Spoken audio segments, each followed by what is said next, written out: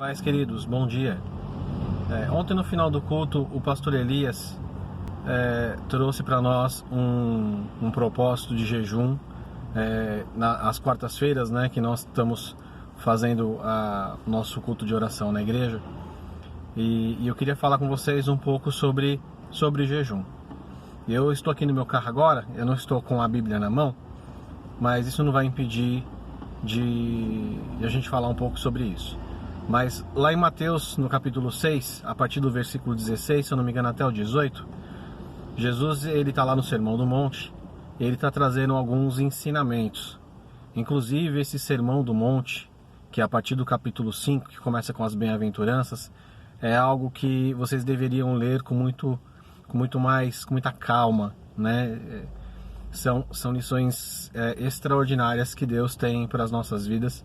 E já está no meu coração há um tempo falar sobre isso na nossa escola dominical, né? Mas isso é um texto longo, mas com certeza em algum momento isso vai acontecer. Mas voltando, eu quero falar sobre o jejum. Então lá no capítulo 6, a partir do versículo 16, fala acerca do jejum. Depois eu coloco o texto para vocês, tá? Como eu estou sem Bíblia, então não consigo falar exatamente o texto inteiro.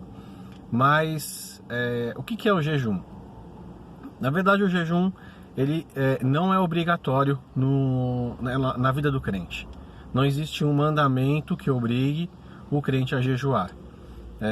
Lá no Antigo Testamento, pelo que eu lembro, existia jejum pelo menos uma vez por ano, que era quando eram realizados os sacrifícios dos bodes, né? Do bode expiatório.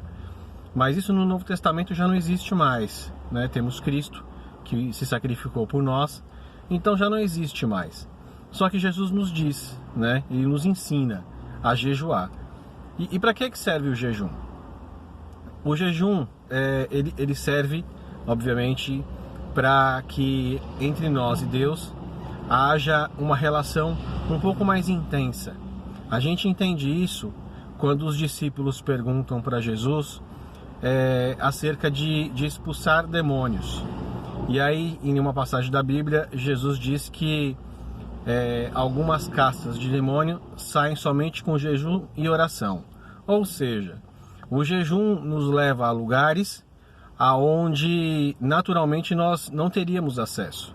Então o jejum, sim, ele traz sobre as nossas vidas um revestimento de Deus, porque através do jejum e da oração, e a gente tem que entender que um está condicionado ao outro, ou seja, fazer jejum sem oração, na verdade é uma dieta, né? É um regime, e não funciona assim. Jejum ele é acompanhado de oração. Então Jesus diz, olha, existem castas que só saem com jejum e oração. Então o jejum ele nos traz uma proximidade de Deus, nos traz uma relação maior com Deus, uma intimidade um pouco maior com Deus. Por que acontece isso? O jejum ele nos obriga a que a gente subjugue a nossa carne às nossas vontades. É como se fosse a guerra da carne e do espírito, aonde a gente subjuga a nossa carne à vontade do espírito, ou quando nós estamos numa vida carnal, subjugamos o nosso espírito à vontade da nossa carne. Então o jejum tem acerca de subjugar a nossa carne, subjugar as nossas vidas, fazer renúncia de nós mesmos, renunciarmos a nós mesmos para fazer a vontade de Deus. Então quando nós jejuamos, nós nos aproximamos de Deus, porque o nosso coração, a nossa mente, o nosso corpo está mais receptivo a ouvir a voz de Deus, porque nós separamos um momento específico para jejuar e orar. E aí quando nós oramos e quando jejuamos, temos mais intimidade com Deus. E existe como é que eu faço? O jejum é sem comida, sem água? Eu posso fazer só com comida? Eu posso fazer só com água? Tem que fazer o dia inteiro? Posso fazer só meio período? Posso fazer só à noite? A Bíblia não traz nenhum ensinamento acerca de como nós devemos conduzir o jejum. Não existe nenhum texto na Bíblia que diga como nós devemos jejuar. A única coisa que nós sabemos que Jesus nos explica é que nós precisamos demonstrar que nós não estamos jejuando. Porque quando nós jejuamos a Deus e não aos homens. Então, quando nós jejuamos a Deus, as pessoas não precisam saber. Por isso que lá em Mateus diz, quando você estiver jejuando, erga a sua cabeça, lave o rosto, não deixa transparecer que você tem jejuado. Não deixa transparecer que você tem feito esse sacrifício. Pelo contrário, ninguém precisa ficar sabendo. Porque lá em Mateus diz que quem nos recompensa é Deus. Então, se é Deus que nos recompensa, não precisamos demonstrar isso a ninguém. E nem precisamos falar isso a ninguém. Fique em oculto, fique entre nós e Deus.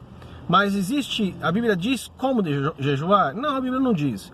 A gente só sabe que Jesus ficou 40 dias no deserto. E que nesses 40 dias ele não comeu. Mas a Bíblia também não diz que ele não bebeu. Só diz que ele não comeu. Então assim, Jesus fez um jejum total? Não. Por quê? Porque ele ficou sem comer durante 40 dias. Mas ele estava num deserto. Pode ter que ele tenha bebido. A Bíblia é clara dizendo que ele bebeu? Também não diz. Mas a gente também tem o jejum de Daniel.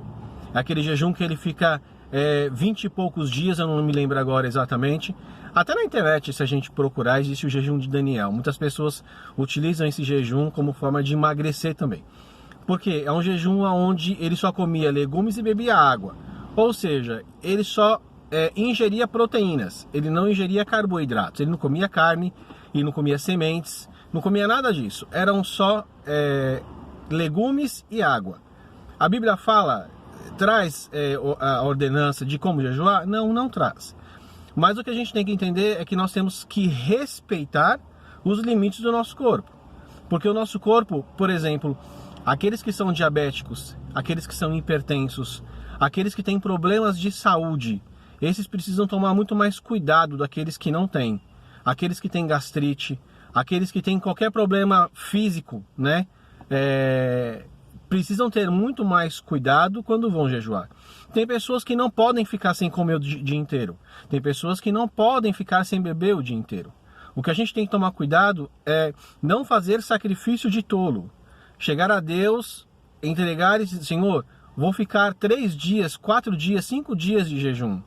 E aonde a pessoa não consegue, porque o corpo dela não está preparado para isso. Isso é sacrifício de tolo. Deus não aceita esse tipo de sacrifício. Agora sim, vamos fazer o jejum o dia inteiro somente com água. Ótimo, faça esse jejum. A gente entende que esse jejum é um jejum parcial. Não, eu já estou habilitado e eu posso jejuar o dia inteiro, sem água e sem comida. Então se você acredita que isso não vai te fazer mal e que você consegue fazer o dia inteiro, faça esse jejum.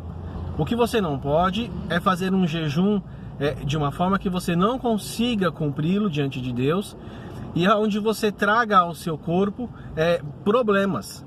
Porque nós precisamos lembrar que o nosso corpo é o templo do Espírito Santo. E não adianta fazermos jejuns, sacrifícios de tolo, aonde nós não vamos conseguir cumprir, entendeu? Então assim, você precisa ficar o dia inteiro? A Bíblia também não diz que você precisa ficar o dia inteiro. Preciso ficar a semana inteira? A Bíblia não diz a semana inteira. Preciso ficar por 2 horas? A Bíblia não diz. A única coisa que nós precisamos entender é que Deus espera que a gente faça jejum. A Bíblia espera que a gente jejue. Por quê? Porque isso nos traz proximidade de Deus. Isso nos traz mais intimidade com Deus. Porque jejum está ligado à oração. Jejum e oração andam juntos. A única coisa que você precisa fazer, vou fazer jejum, sabe que você agora está se separando para uma intimidade muito maior com Deus. Então, enquanto você estiver jejuando, esteja em oração. Para você que trabalha, tente separar alguns momentos de oração. Seja na hora do seu almoço, porque Deus vai entender. Deus entende que você trabalha e que se você ficar o dia inteiro, você não vai conseguir orar o dia inteiro, porque você precisa cumprir o seu propósito no trabalho. Se você tem seus afazeres em casa, Deus ele entende que você não pode jejuar, orar naquele momento, porque você precisa cumprir obrigações com seus filhos, com o seu marido, com sua esposa. Deus entende tudo isso.